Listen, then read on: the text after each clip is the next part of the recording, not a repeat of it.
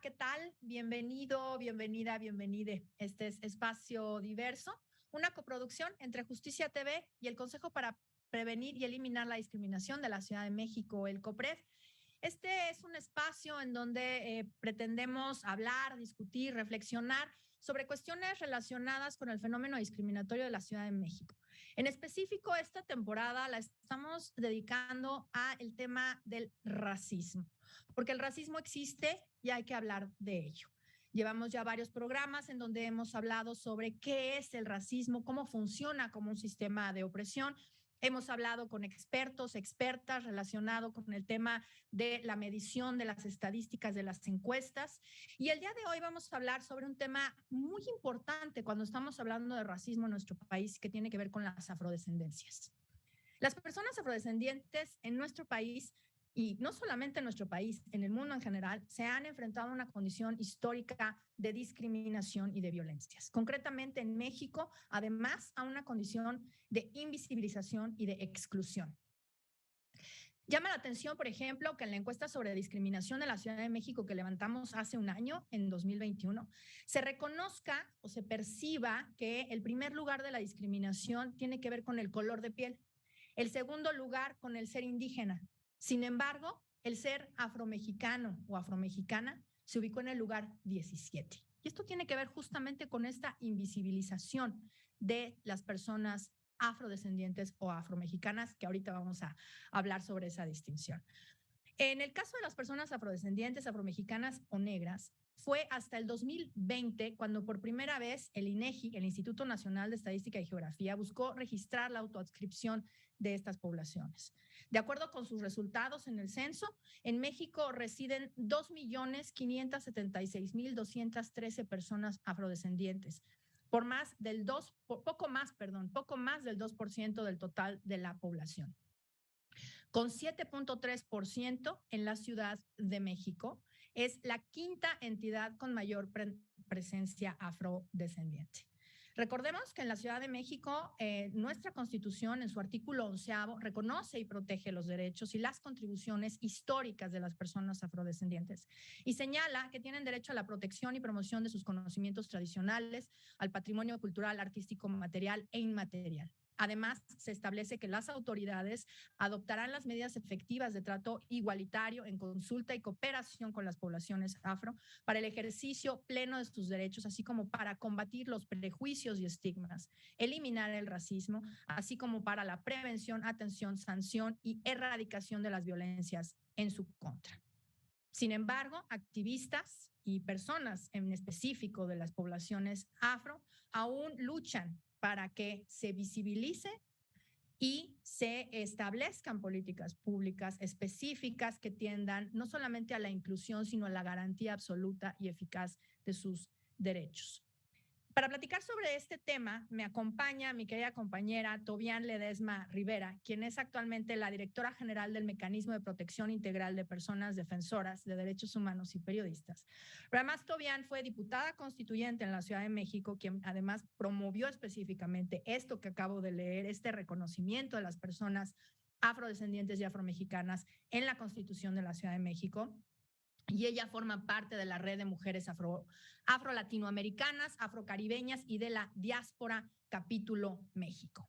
Y también me acompaña mi querido compañero de la Asamblea Consultiva de COPRED, Hugo Arellanes, quien es además coordinador del proyecto antirracista Huella Negra.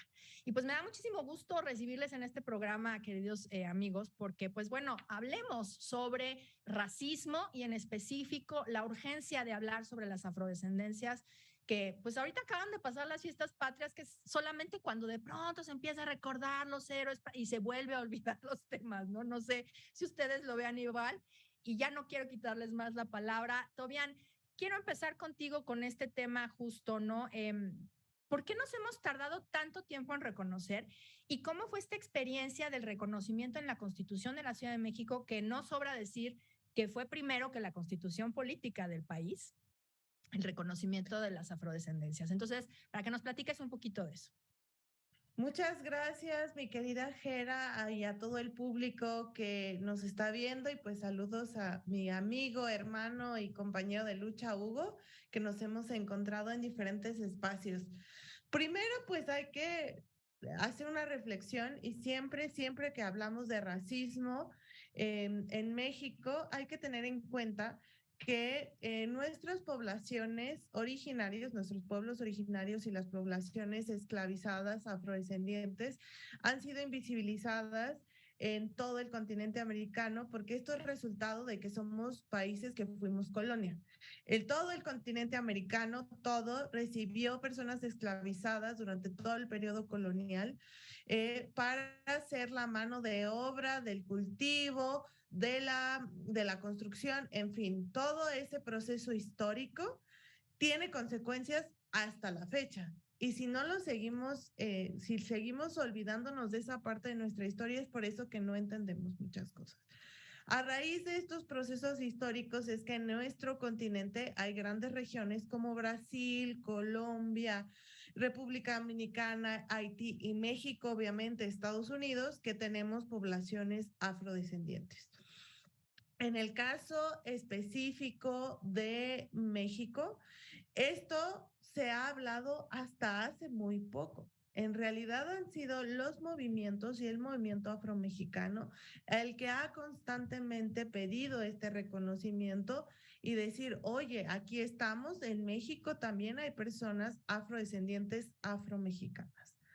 En la coyuntura de la elaboración de la Constitución de la Ciudad de México, debo decirte que hubo dos grandes momentos. El primero, que fue la elaboración del borrador del texto constitucional, donde no estaba este tema. Y es el movimiento afromexicano que alzamos la mano y decimos, oye, vas a entregar un borrador y no estás reconociendo en los grupos de atención prioritaria poblaciones afromexicanas, afrodescendientes, siendo además una Ciudad de México receptora de grandes migraciones afrodescendientes de otras partes del mundo y bueno, obviamente de nuestra región. Entonces, ya cuando llego yo como diputada constituyente, ya habíamos luchado y empujado para que apareciera en el borrador, y lo que tocaba ahora era dar la lucha, porque en el constituyente muchas y muchos de mis compañeros no conocían del tema e incluso había quienes se oponían abiertamente haciendo declaraciones como que queríamos hacer nuevos tipos de castas en la Ciudad de México. Entonces tuvo que hacerse un trabajo de visibilización histórica sobre incluso la raíz afro de la Ciudad de México. Y para cerrar esta primera reflexión, nuestro centro histórico fue construida con manos esclavizadas de nuestros pueblos originarios y también de poblaciones negras traídas en la esclavitud. Y eso no hay que olvidarlo, y cada vez que estemos en el centro histórico, olvidar que es parte de nuestra historia. Qué importante eso que mencionas, ¿no? El tema de visibilizar cómo y quiénes específicamente. Y digo cómo porque eran poblaciones esclavizadas, ¿no? No solamente eran poblaciones en una situación de precarización, de marginalización, sino que además estaban esclavizadas. Y esto de la oposición, ¿no? Digo, de verdad es que de pronto piensa una que no podría ser, pero pues sigue sucediendo, ¿no? Y justo con esto, Hugo, ¿cómo percibes tú además en tu experiencia como guerrerense, ¿no? Que radica en la Ciudad de México, es esta percepción de las poblaciones afrodescendientes en una y otra región? ¿Y ha cambiado?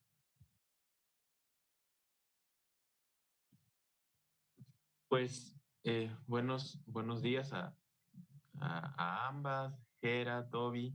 Eh, como, como, como afromexicano de la Costa Chica de Guerrero, percibo pues mucha diferencia cuando me mudo a vivir a la Ciudad de México.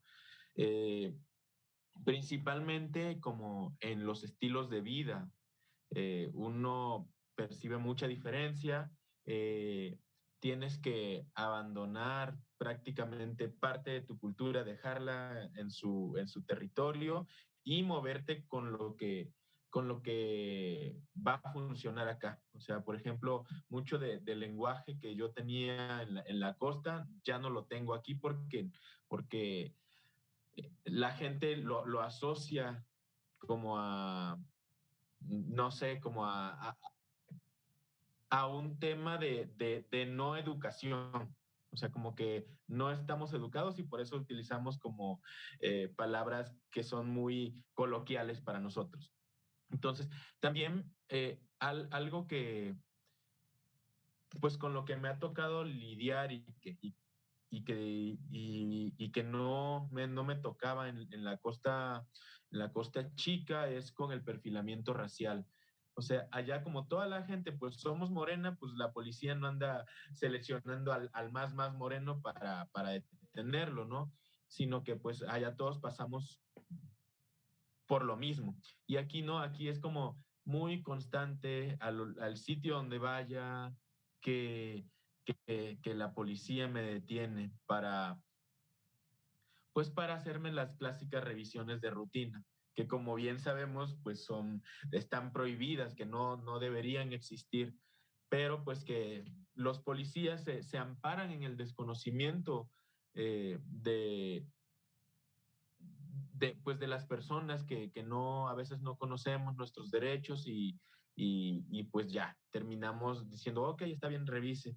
Pero cuando ya los conoces es como que hasta les molesta que los conozcan.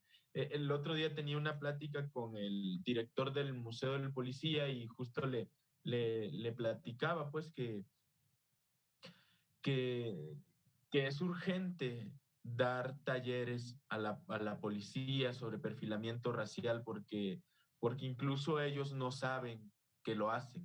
O sea, no es como que haya un director de policías y les diga, oigan, son el tipo de personas que deben de tener. No, sino que lo que sucede es que hay toda una estructura atrás de nuestra cultura mexicana que siempre nos va diciendo la piel oscura hay que asociarla a lo violento, a, pues, a temas negativos. Y entonces, pues eso. Entonces, es como de las cosas que yo he ido como percibiendo, también que siempre se va a asociar mi cuerpo a cosas extranjeras, como es como de dónde eres, no eres mexicano, y es como de no, sí lo soy, y así como que dicen, no, pero es que no puede serlo porque no tienes un color de piel mexicano, y es como de, yo a veces como por seguir, como por investigar un poco más, me hago el tonto y digo, a ver, y entonces, ¿de dónde crees que soy? Y o me mandan a Guatemala, o me mandan a Colombia, o me mandan a Honduras, y es como que a eso se asocia mi, mi cuerpo, así es como la gente me lee, o me lee por el lado pues eh, ¿cómo se dice? Bueno, cuando asocian tu cuerpo a un tipo de sexualidad, y es como de, ok, eh, es bastante complejo porque la gente está más acostumbrada a suponer, a no preguntar, y la vida es más rápida también. O sea, con eso lo que quiero decir es que la gente tiene muy poco para cuestionarse, para reflexionar y solo va siguiendo los lineamientos que van marcando los medios de difusión masiva como la televisión, el internet y, y entonces como no hay tanto contenido sobre poblaciones afrodescendientes, pues es un poco difícil que la gente tenga la información. Yo creo que hasta aquí dejaría mi primera intervención. Gracias, Hugo, porque justo colocas varios temas, ¿no? O sea, por un lado el tema de la normalización del racismo, ¿no? Por otro lado, el tema del mito del mestizaje, ¿no? no te ves como mexicano porque supuestamente en un imaginario que se nos ha venido enseñando y que hemos venido platicando, creo que en todos los programas que hemos grabado ahorita sobre racismo ha salido este tema de la raza cósmica, el mestizaje, esta mezcla en donde todos somos una mezcla especial.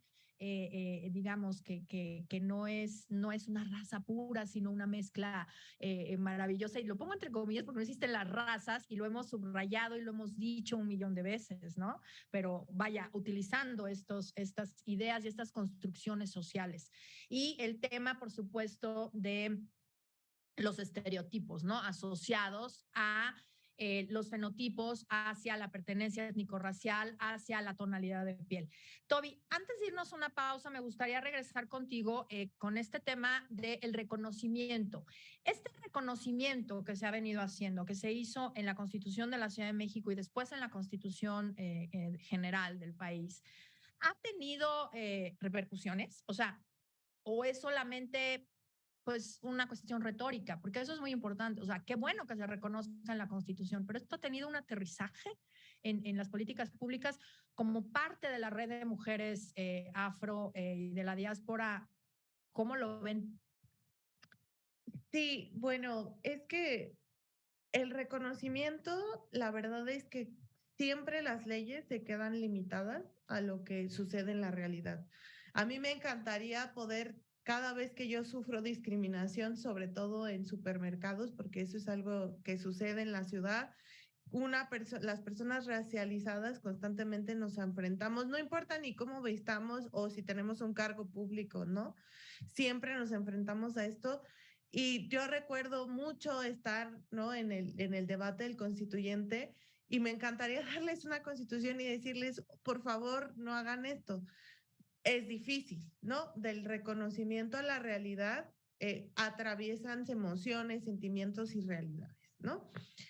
Sí, en la Ciudad de México ha habido un avance, ¿no?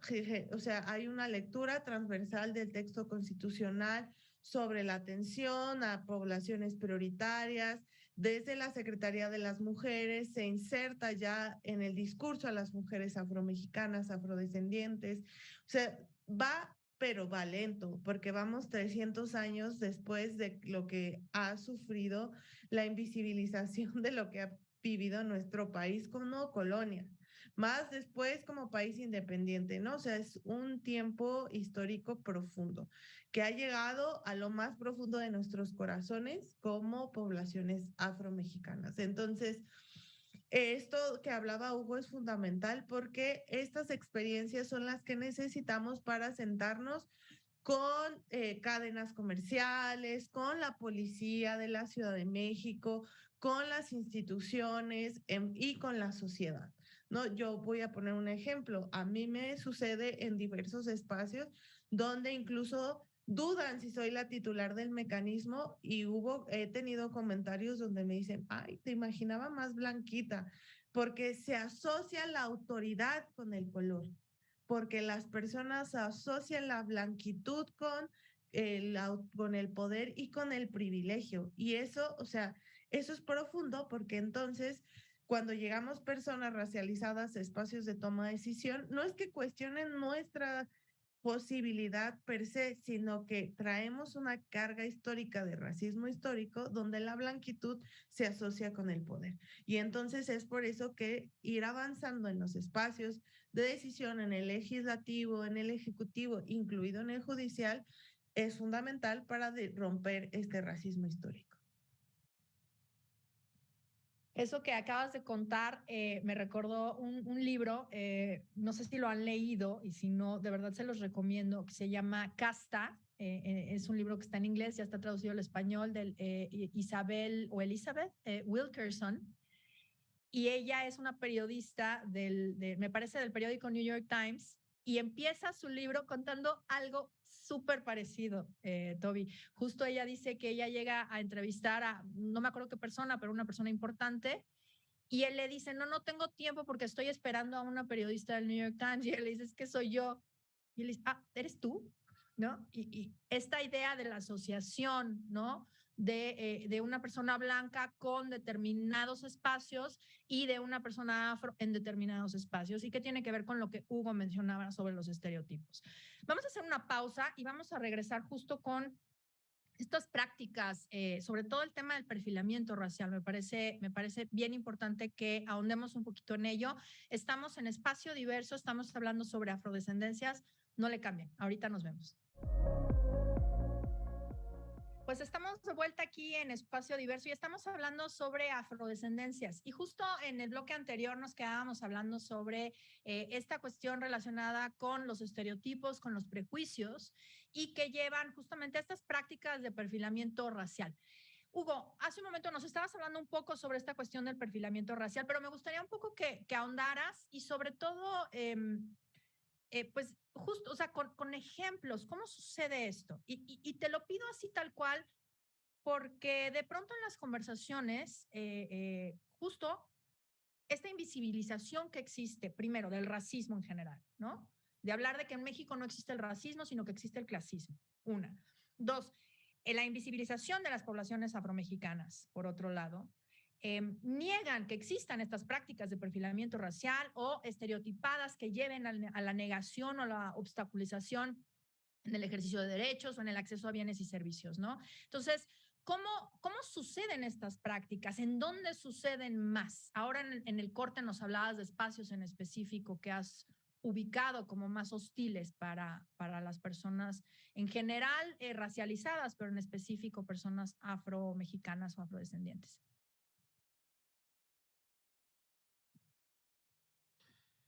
Pues bueno, el fenómeno del perfilamiento racial, si nosotros nos metemos a Google y buscamos perfilamiento racial, definición, nos va a decir que siempre se da de una persona en un puesto de poder a alguien que no está en un puesto de poder, población originaria o afrodescendientes, hacia población originaria o afrodescendiente.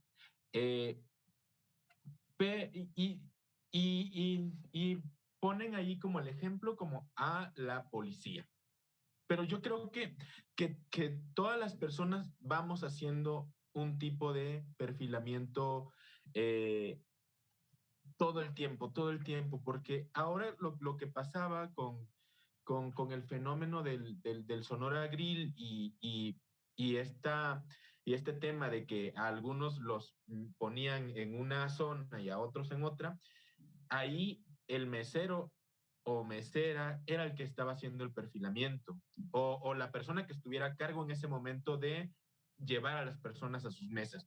Ellos son los que hacen ese tipo de perfilamiento basado en los estereotipos de los que hemos sido alimentados en el día a día. Como lo decía, creo que mucha de la culpa tiene que ver con los medios de difusión masiva, como la televisión, y con programas que basan su comedia en hacer estereotipos, en crear estereotipos, en fomentarlos y en dar como ciertas atribuciones a tipos de personajes.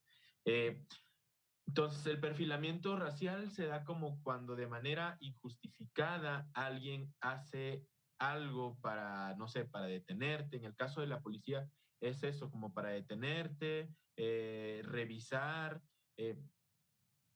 tus pertenencias y así. Entonces, por ejemplo, yo de las primeras veces que llegué aquí pues a la ciudad, me topé un día estando en General Anaya pues con la policía de migración.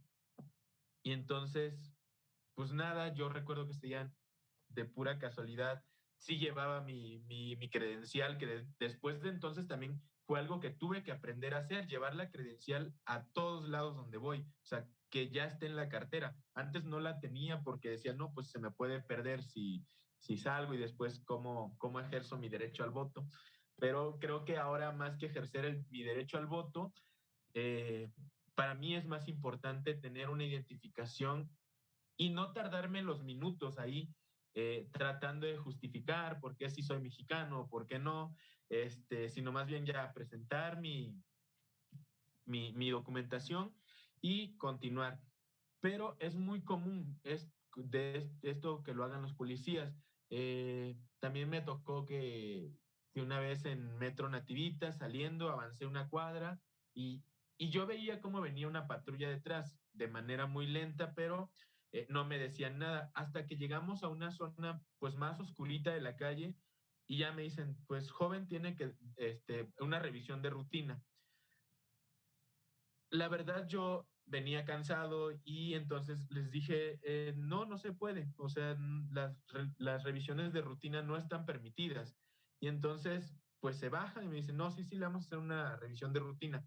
Y entonces, pues les pregunté, le digo, ¿están deteniéndome? Y me decían que no. Le digo, entonces no pueden hacer una revisión.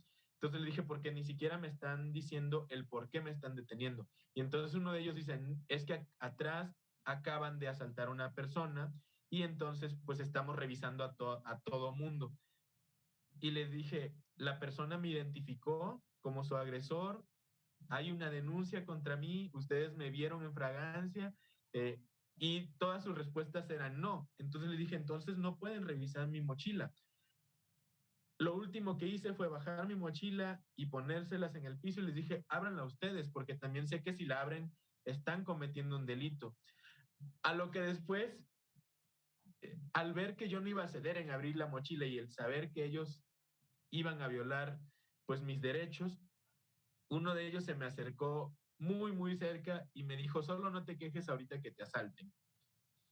Para mí, yo iba como a 4 cuadras todavía a caminar. Esas fueron las 4 cuadras más horribles porque yo iba pensando, sí, ahorita le llaman, porque también es muy cierto que los cuerpos policiales, pues en muchos casos, están coludidos con la delincuencia. Y entonces, pues, pues es un tema que también muy pocas veces se habla y entonces, pues, pues bueno, creo que hasta me desvié un poquito del tema, pero eso, también en los centros comerciales me ha tocado, luego la gente cree que lo exagero, pero ahora que salgo a dar la vuelta y que les cuento a las personas que van conmigo, es como de, miren, ahorita va a empezar a ocurrir esto, vamos a empezar a topar al mismo policía por toda la tienda como si solo si anduviera por ahí viendo, husmeando, pero no, en realidad es que me anda persiguiendo y es como de, ok, y a veces cuando tengo como este humor para decir, ok, voy a hacer caso omiso, voy a disfrutar mi visita a la tienda pero es algo que de pronto tampoco quiero normalizar. Y es como de, no, no quiero normalizar que la policía me esté siguiendo, no quiero normalizar el sentirme observado. eh, y es como, pues es bastante agobiante psicológicamente. eh, Lidiar con el perfilamiento racial es muy, muy agotador porque de pronto el estar pensando en cómo defendernos, el, el dejar de visitar espacios o territorios. Por ejemplo, yo el otro día me percibía que me es difícil pasear por la Roma Condesa, como ay, no, mejor me voy a la Doctores. Ahí me siento más cómodo, me siento como en mi ambiente y ni decir Polanco, o sea, es como de, no, para mí se ha vuelto como un mundo desconocido.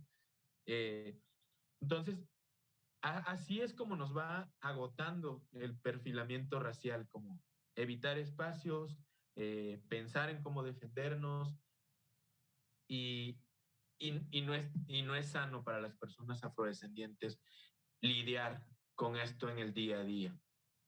Lo dejaría por ahí mientras. No, gracias, Hugo, porque justo, ¿no? Cómo esto se convierte en algo cotidiano y que cansa, ¿no? O sea, al final del día llega un momento en que dices que no voy a estar peleando cada vez que salgo y entonces empiezas a evitar espacios.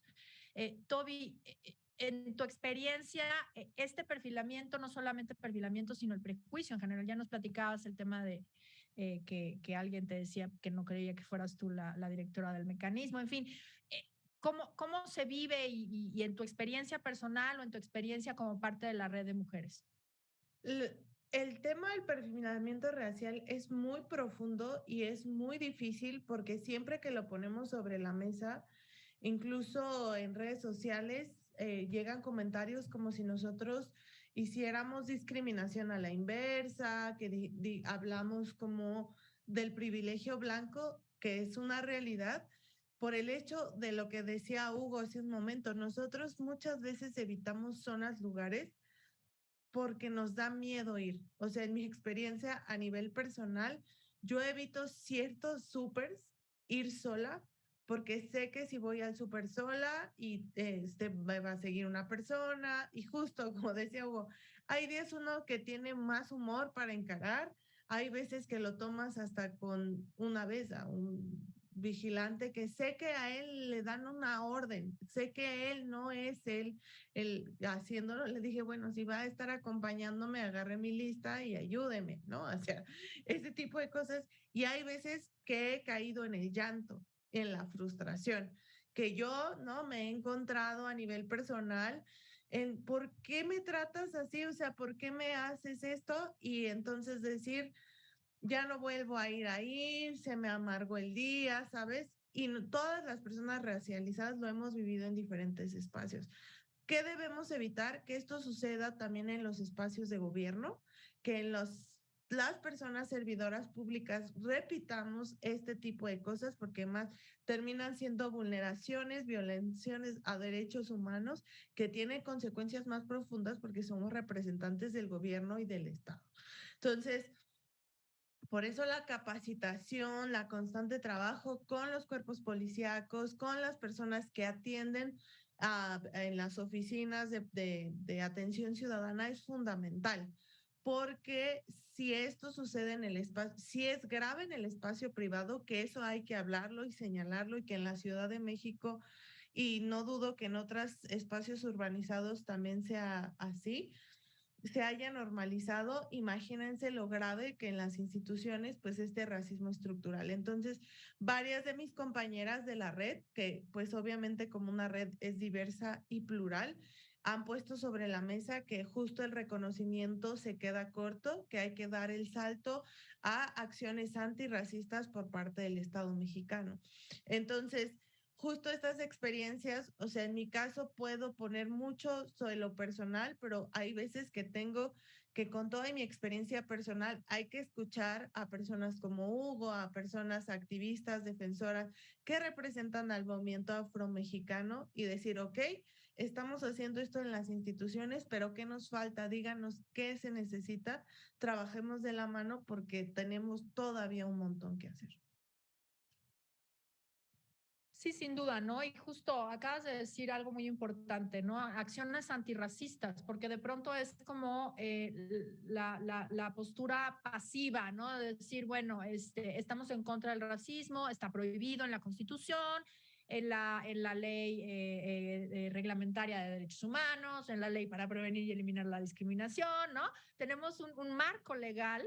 Sin embargo, eso no basta, como decían hace un momento, creo que lo decías tú, ¿no, Toby? O sea, yo no puedo y decirle, oiga, no me siga en el súper, no me discrimine. Aquí en la Constitución dice que usted no me debería de estar discriminando, ¿no? Sino que tenemos que tener acciones concretas, digamos, que realmente promuevan una acción antirracista y que señalen estas prácticas, ¿no?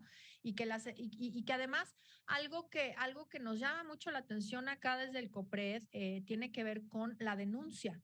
Estas acciones que ustedes nos están platicando ahorita y que no es la primera vez que nos las platican, ustedes en lo particular y otras personas, tanto activistas como poblaciones en general afrodescendientes, no se denuncian.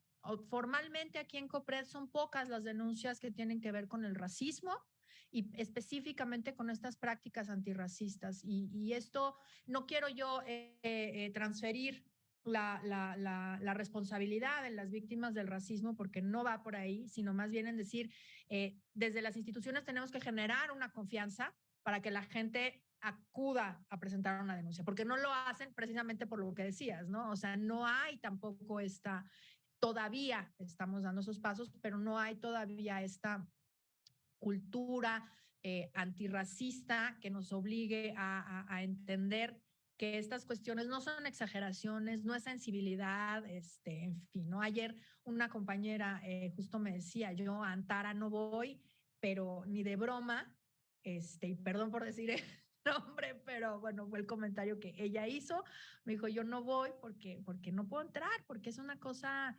terrible, ¿no? Entonces, ¿cómo vamos a hacer como sociedad para evitar eso? Entonces, pues hablemos de ello en el siguiente corte. Estamos en Espacio Diverso, estamos hablando sobre afrodescendencias y no le cambien, ahorita regresamos.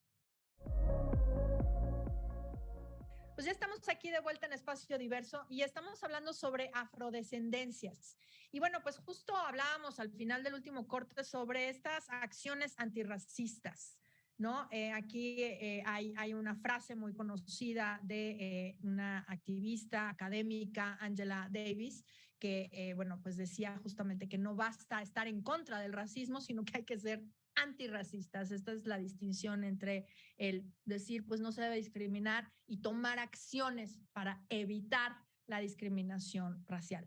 Y pues, Hugo, ¿qué falta para que esta visibilización se traduzca en cambios culturales, en estas acciones antirracistas? Desde Huella Negra, en tu activismo, ¿cómo lo ves, cómo lo visualizas? Y sobre todo, bueno, pues también desde Huella Negra, ¿qué hacen ustedes? ¿Cómo trabajan?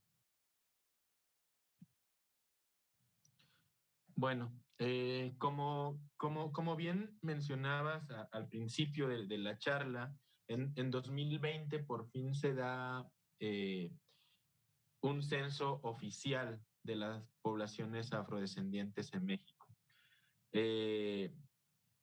¿Qué pasó durante el censo? Que muchas personas se ofendían cuando les preguntaban si eran afrodescendientes, afromexicanos o negro, porque pues la palabra negro, el concepto de negro está asociado a lo negativo. Entonces, muchas personas decidían responder que no eran negros, aunque fenotípicamente pudieran ser asociados a la afrodescendencia, o hubo encuestadores que de plano omitían la pregunta por seguridad de ellos. Es decir, si en la puerta anterior me la cerraron en la cara cuando pregunté si eran negros, no quiero imaginar si me sale alguien más violento. Entonces, hubo encuestadores y encuestadoras que decidieron omitir la pregunta, y esto se debe a que no hubo campañas de sensibilización masivas. Hubo, si no mal recuerdo, como 3 campañas a nivel nacional, una en Tamiagua, Veracruz, donde se hablaba de qué es la afrodescendencia en la región, otra en la Costa Chica, hecha por organizaciones civiles, y la que fue un poquito más masiva fue la de Afrocenso, organizada por el colectivo Coopera, donde se sumaron pues la mayoría de organizaciones adscritas al movimiento afromexicano. Entonces, lo malo es que la campaña no pudo ser llevada a todos los espacios, o sea, no fueron colocadas en televisión abierta, también faltó mucha sensibilización de la campaña para colocarse en espacios donde, pues donde la gente no sabe que hay afrodescendientes en México. Por ejemplo, pues se colocaron muchos murales sobre afrodescendencia en la Costa Chica de esta campaña. Pero en la Costa Chica la gente ya sabe que es afrodescendiente. Entonces, creo que ahí sí faltó como un poco más pues de organización logística, de cómo llevarla a cabo. Y en la actualidad creo que eso es algo a lo que debemos de apostar fuertemente, a iniciar campañas de sensibilización, de pedir al Ejecutivo Federal que nos mencione más, porque a veces se piensa que solo queremos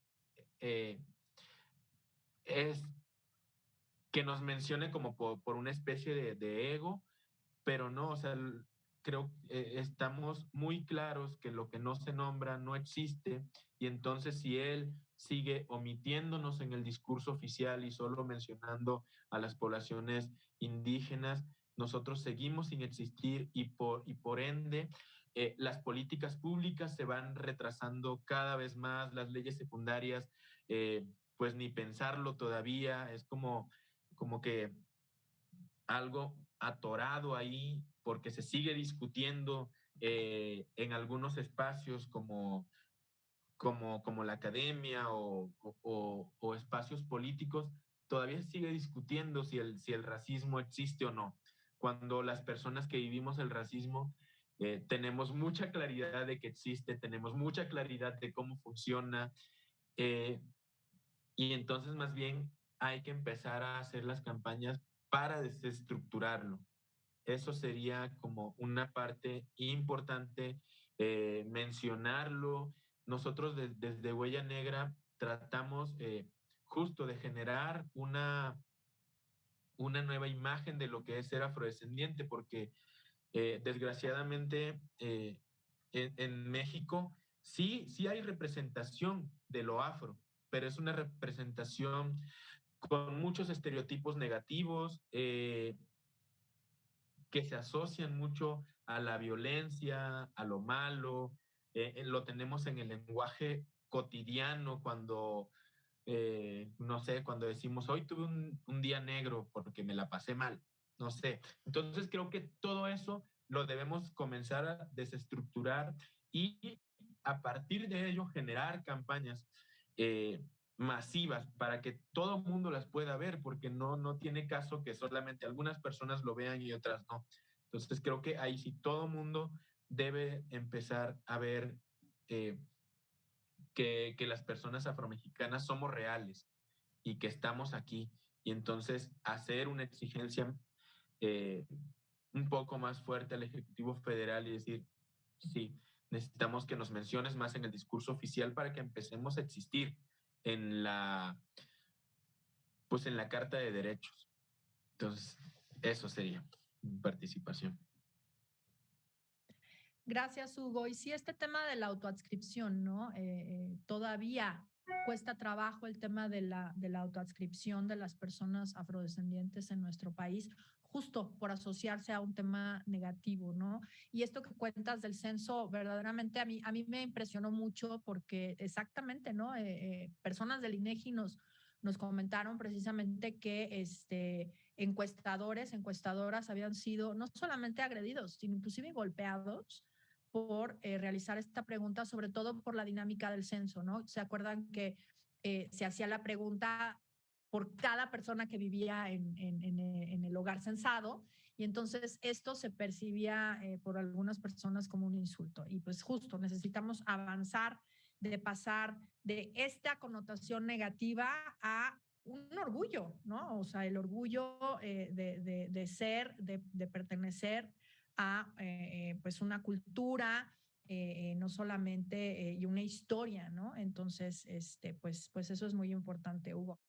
Pues, Toby, justo contigo me gustaría hablar sobre el tema ahora de las políticas públicas, ¿no? Decíamos hace un momento, tenemos un marco legal bastante robusto, pero ¿cómo podemos traducir todo esto en verdaderas políticas o acciones antirracistas, como las mencionabas hace un momento, aunado, por supuesto, a este trabajo de pedagogía, le diría yo, ¿no? O sea, campañas, hablar, visibilizar. ¿Qué más tendríamos que hacer desde el Estado, desde el gobierno en la Ciudad de México en particular?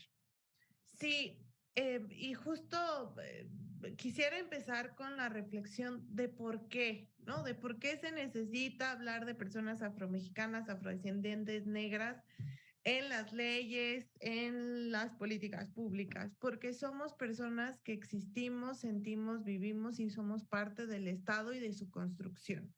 Como muchas otras poblaciones, el tema está en una invisibilización y un racismo estructural. No es casualidad que las zonas de riesgo del país estén de la mano con zonas de pueblos originarios y pueblos afromexicanos, afrodescendientes. No es casualidad el perfilamiento racial, porque obviamente el color de piel se asocia a la pobreza, porque efectivamente las personas morenas, las personas originarias, las personas negras han sido históricamente eh, eh, parte de la desigualdad, las más pobres, porque hay una raíz, ¿no? ¿Cómo vamos a lograr hacer un mejor país quitando eso? ¿Cómo lo vamos a lograr? Con políticas públicas. Dimos un primer paso, el reconocimiento, el censo. Esto que ponen es fuertísimo sobre la mesa porque son compromisos del Estado que se tienen que seguir haciendo y tenemos que lograr a que se haga de una mejor manera y es luchar contra el racismo. Entonces, primero yo empezaría con priorizando a las niñas y a los niños en las comunidades, acceso a salud, educación, de ir disminuyendo a las brechas de desigualdad. Evidentemente hay comunidades, por ejemplo, en zonas cañeras de Veracruz, donde que son zonas obviamente afrodescendientes, donde el nivel de educación llega hasta la primaria, entonces los niños para ir a la secundaria tienen que trasladarse a otras comunidades, entonces la familia prefiere que se quede ya a trabajar en el campo. Entonces, ir llegando a los espacios más importantes, no hay médicos, no hay doctoras, entonces atender la salud de estas personas es fundamental, priorizando a las infancias. Después pasar a las mujeres, el tema de la violencia también tiene un tinte en el caso del mecanismo de protección de personas defensoras y periodistas de la Ciudad de México. Tenemos claridad que también la autoadscripción étnica, el origen va de la mano con el activismo y la violencia de personas, entonces defensoras y periodistas afrodescendientes. Nosotros pues sí les preguntamos, en la pregunta muchas veces también puede ser, les explicamos por qué hacemos esta pregunta, porque al hacer el análisis de riesgo tenemos que ver si su origen va de la mano con ese riesgo. Y evidentemente hay una relación directa. En la Ciudad de México, la verdad es que hay diversas políticas, porque la afrodescendencia ya no es solo a personas originarias mexicanas, sino también migrantes y sus hijos y personas en tránsito, y el perfilamiento racial también va ahí. Entonces, en la Ciudad de México es una ciudad refugio donde debemos seguir trabajando. Secretaría de Bienestar, Civiso, tiene incluso ya acciones específicas de atención a migrantes, que evidentemente muchos de ellos son afrodescendientes de otros países. Entonces, en la Ciudad de México estamos avanzando, pero pues sí tiene que ser un trabajo de todas las entidades federativas, de las alcaldías y de los municipios. Y para cerrar, finalmente vienen dos momentos históricamente importantes a nivel internacional que el Estado mexicano debe de poner atención. El primero es que estamos en el Decenio Internacional de las Personas Afrodescendientes y estamos a un par de años, si no es que menos, a que cierre el decenio. Y la instalación del Foro Permanente de las Personas Afrodescendientes de Naciones Unidas. Para quienes no lo sepan, estas son acciones internacionales que han sido muy importantes para empujar los reconocimientos y políticas públicas en toda la región, no solo de México, sino de América Latina y el Caribe. Y entonces estos espacios son muy importantes para la denuncia, los informes espejo que están haciendo los estados respecto a esta parte de las políticas antirracistas. Y finalmente cerrar la denuncia. Efectivamente tenemos que denunciar. Yo misma me lo he pensado y he dicho, ¿y si denuncio? Pero ¿cómo voy a comprobar que me discriminaron? Porque esa es la primera pregunta. Es como, es que me vio feo, ¿no? Así, y ese es todo tu argumento. Pero ir trabajando, incluso si no denunciamos, no vamos a aprender a hacer la denuncia y entonces no se van a generar estos espacios de cómo incluso podemos transmitir lo que estamos viviendo y que se vuelvan acciones jurídicas concretas. Sobre eso último que decías, existe un concepto que habla sobre las injusticias epistémicas, seguramente lo han escuchado, esta idea de no darle credibilidad a los testimonios de determinadas personas partiendo de los prejuicios. Y dentro de este concepto de la injusticia epistémica hay una parte que tiene que ver con el no darle credibilidad a las situaciones que viven las personas porque no contamos con las herramientas para definirlas de una manera clara. Y el ejemplo de esta injusticia es el hostigamiento sexual, ¿no? Hasta hace poquitos años, las feministas lograron darle contenido a esta práctica que vivían las mujeres, y digo, hablo en tercera persona porque pues no trabajaba yo en la época en la que se definió, pero o sea, darle este contenido para poderlo traducir y poder generar esta credibilidad sobre esa práctica de acoso, de hostigamiento hacia las mujeres que tenía que ver con su género, no necesariamente con un deseo sexual, sino con esta onda de la subordinación. Y justo ahorita que estabas diciendo eso, creo que estamos en ese momento, ¿no? O sea, porque justo el tema de la denuncia en temas de racismo pasa por ahí, por el cómo traduzco esto que estoy sintiendo y con qué herramientas yo te puedo decir que esa persona me discriminó, me racializó, digamos, y a partir de eso me discriminó o me violentó, porque no tenemos esas herramientas. Creo que uno de los retos es justo traducir en un concepto como el del hostigamiento, ¿no? Es decir, o sea, es una práctica que es recurrente, que sucede, que coinciden las personas en que sucede, pero que es difícil describirla en sus términos. O sea, no es lo mismo que yo te diga, te corro porque estás embarazada, a que tú digas, traía yo al policía aquí y el policía diga, no, pues yo nada más estaba paseando por la tienda, ¿no? O sea, pero son prácticas sutiles, reiteradas y que acaban lastimando a las personas. Y lo digo tal cual lastimando porque ustedes mismos lo han dicho, ¿no? Es una cuestión ya de cansancio, de agotamiento y pues de que hay veces que tienes ganas de combatir, pero hay veces que ya te agota o hay veces que te llega, perdón, de una manera mucho más grave, ¿no? Que has dicho tú, Toby, que inclusive has llorado, digamos, pues, entre el sentimiento y el coraje que da vivir continuamente estas prácticas. Entonces, creo que nos falta este trabajo.